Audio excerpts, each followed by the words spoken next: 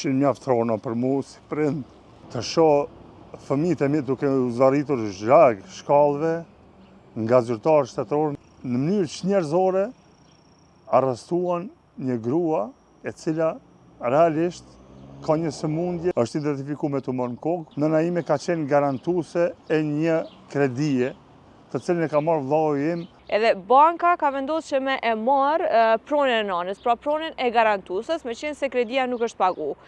Parcela në nënës që ka kushtu 502.000 euro, rrështetja e tërësisë krimeve trona prej bankës e ka ble 54.000 euro. Pra në total, këtu janë marrën dikun 26 ari tokë.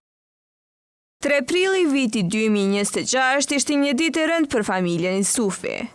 Në atë ditë, policia rrethoi shtëpinë ku ata jetojnë, pasi ajo ishte blerë nga dikush tjetër. Si rezultati një kredie të papaguar që djali garantuesës së kredisë kishte marrë në bankën Raiffeisen. Se çka përjetoi familja Yllit pas kësaj, kur vëllai i tij nuk mundi t'ia kthente bankës parat dhe pse kjo familje mbeti pa çatim mbi kokë, mund ta ndiqni rrëfimin e vijim.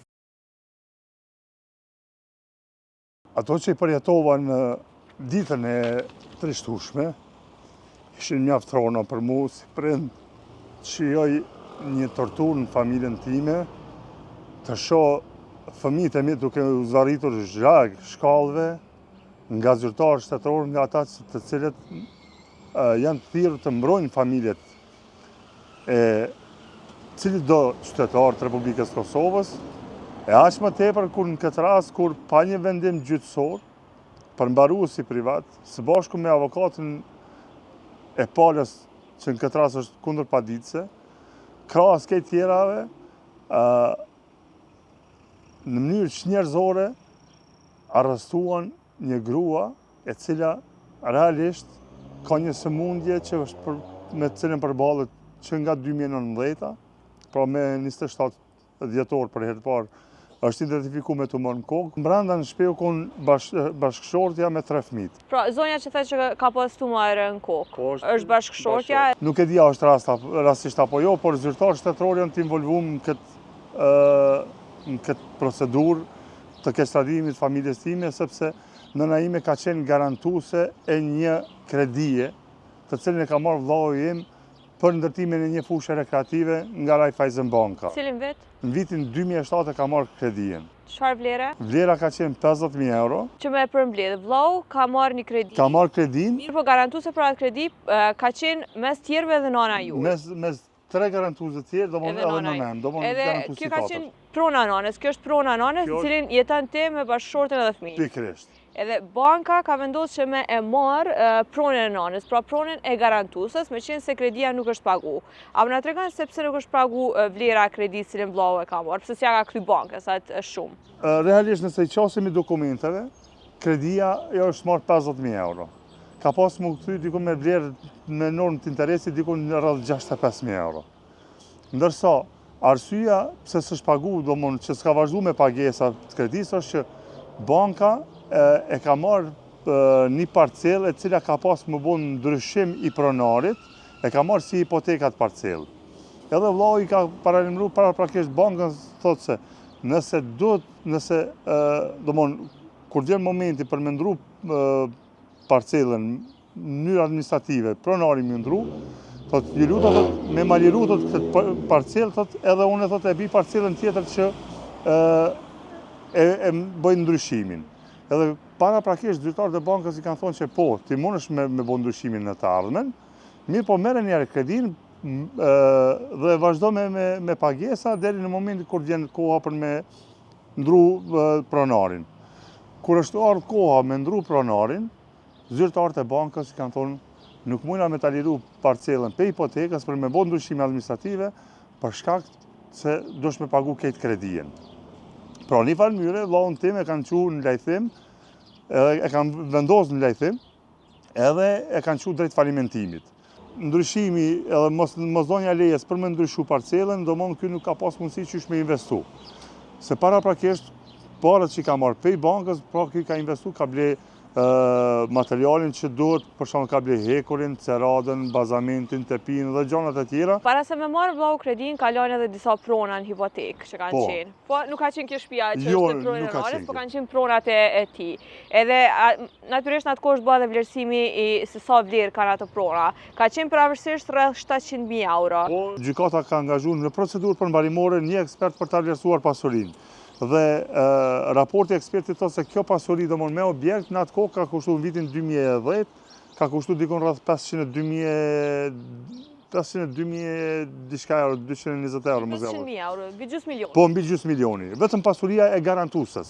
Okej. Ndërsa pasuria e kredimarrësit në këtë rast ka qenë e vlerësuar me një shumë të caktuar prej mos gabofsha njëna parcel ka qenë 107.000, njëna 117.000. Dikon vlera e pasurisë të kredimarrësit në këtë rast, domon dy parcelat të ndara fizikisht kanë qenë 225.000 euro. Me qenë se vllau mandej nuk i ka pas mundësit me pagu kredin, banka ka vendosur me ja marrë këto prona cilat kanë qenë hipotekë. I ka dërguar në procedurë përmbarimore për shitje në kanë publik. Po, mandej kanë dalë në kanë. Kanë dalë në kanë publik edhe të gjitha procedurat janë zhvilluar pa asnjë ofertues. Pra, referenti gjykatës i referohet një nenit 218.6 ku thotë se pasuria në nënkandën e tretë mund të shitet për çfarëdo çmimi. Ai nen ka ekzistuar, mirë po, e drejta ai nen ka mund të përdoret vetëm nga e drejta e parablerjes. E drejta e parablerjes nuk i takon bankës, as ndonjë personi jashtë familjes. Po e drejta e parablerjes i takon vetëm personave që janë familjar të, në këtë rast, të debitorit, pra ati që ka marrë kredi. Pra, çka ka ndodhur këtu? Në vitin 2010, policia e Kosovës, faktikisht gjykata nxjerr një konkluzion për daljen e përmbarim, mirë po për çudi në konkluzion thotë se të dilet në vend ngjarjes dhe të konfiskohen mjetet e lëna peng. Pra, kolateral, domon mjetet e lëqme në këtë rast, jo pa lëqmërinë.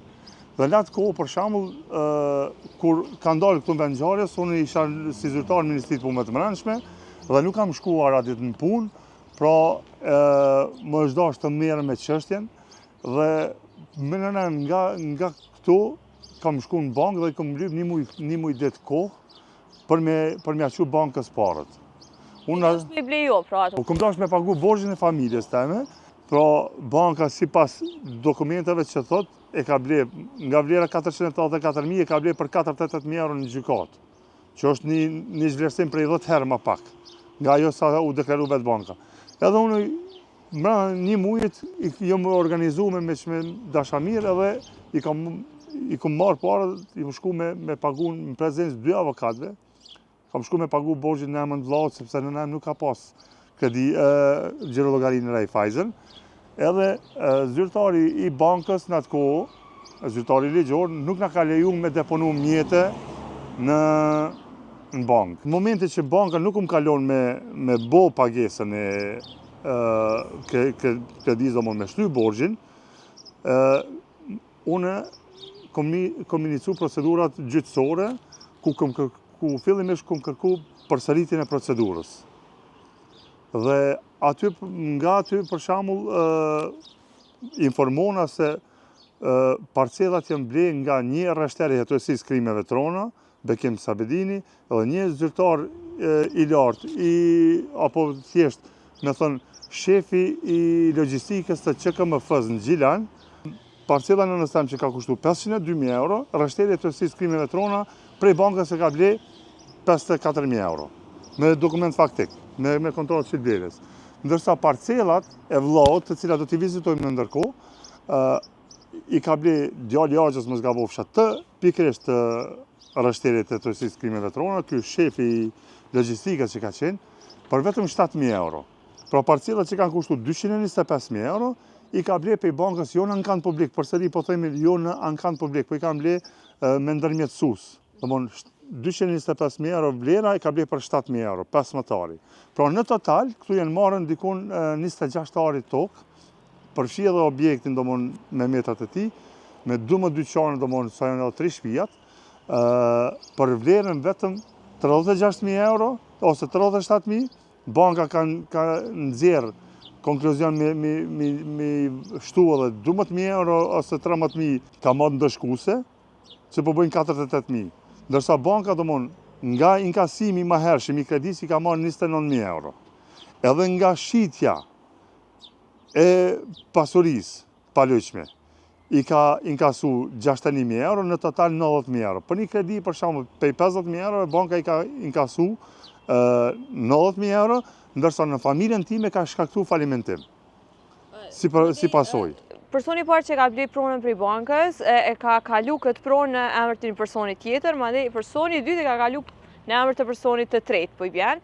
Ky personi tash i bjen që shtëpia me ka në pronësi të tij e ka çu për mbaruesin te kjo, për mja liru pronën. Për koincidencë, për shembull, këtu apet po them, ndoshta rastisht ju ka qellu këtëve prej një zyrtari te një zyrtar tjetër, pra nga rreshtërja të skrimive të rona, prona është bardhur te ish komandanti i policisë Gjilanit, te Ridvan Xhemajli, po kontratë të cilën nuk e kam dhe nuk di se mbi çfarë baze është bardhë prona, dhe nga Ridvan Xhemajli, përmes përmbaruesit privat, Shefqet Mustafa ka ushtruar të drejtën e tij me ia marrë këtë pasuri Ridvanit për një borxh të cilin Shefqeti ose Ridvani ja kishte Shefqetit nga viti 2003. Pse sipas jush është bë që kjo betejë kaq e madhe për çet pronë? Se na me atë sa po është në qendër Gjilanit, edhe përreth është ka edhe banesa, ka ndërtime të larta këtë zonë. A mendoni që është bërë me qëllim që me u bën ai lloj tregtie me këtë pronë? Krejt qëllimi është me ndërtu me bë ndërtim të lartë. Ndërkaq Burim Halili, avokati i familjes, ka deklaruar se janë ankuar ndaj veprimeve të përmbaruesit në këtë rast dhe se çështja e marrjes së pronës është akoma në procedurë gjyqësore. Ani pse edhe ditën kur ishim në teren, unë e njoftoj përmbaruesin që këtu kemë boj me personin e tretë dhe në këtë rast është rasti në procedurë gjyqësore. Përderisa nuk kemë vendim të formës së prerë, jo proceduralisht nuk mundet të bëni lirimin e kësaj prune. Dhe përmbaruesi më thotë mu që unë do të realizoj që mu ma një ligji.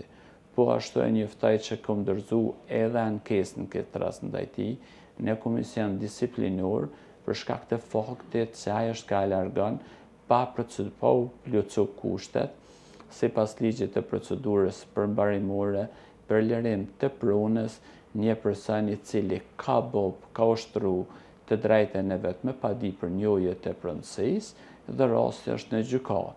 E në këtë rast nuk ka asnjë ligj që jep të drejtë përmbaruesit pa pasur vendim të formës së prerë me bë lirimin e asaj prune. Njëkohësisht rasti është në shqyrtim gjyqësor në civile, po ndaj personave në fjalë janë ngritur edhe kallëzime penale që tash është trajtuar nga Departamenti i Krimeve të Rënda, sepse sipas ligjit, momentin kur debitorët kanë dhënë mbi 250.000 euro, është dënuar me mbi 10 vjet.